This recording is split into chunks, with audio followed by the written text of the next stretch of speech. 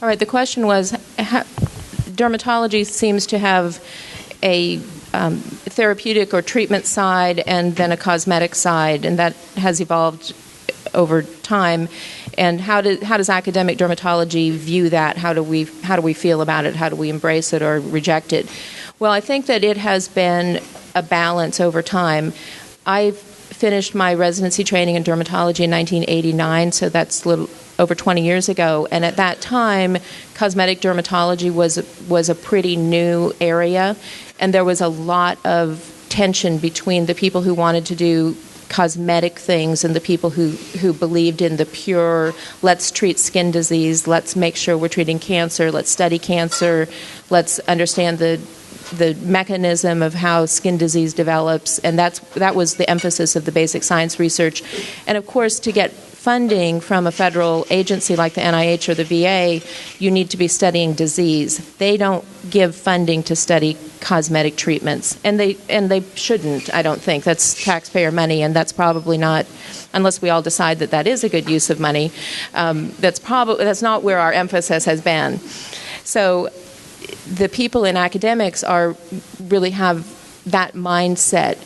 But what has happened over time is the demand for cosmetic services has been so high by the consumers, by patients, and because appearance matters in our society, and appearance makes people feel better. Looking good makes people feel better. Buying nice mascara makes people happy.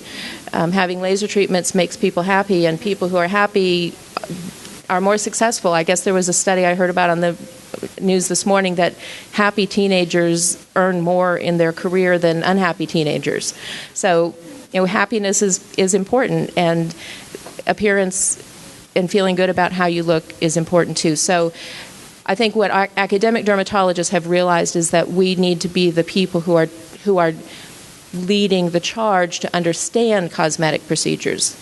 Let's study them. Let's find out what's really happening when we treat things with laser. Let's find out what happens when fillers are injected into the skin. Let's avoid problems by studying them, and let's use these tools wisely and understand how they work and learn something about how the cells operate as a consequence of that.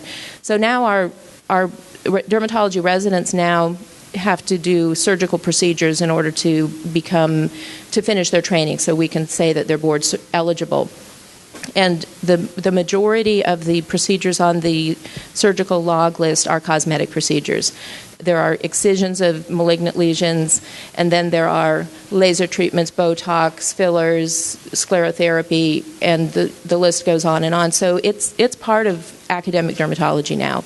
And it's anybody who's still in academic dermatology either embraces it or is really unhappy.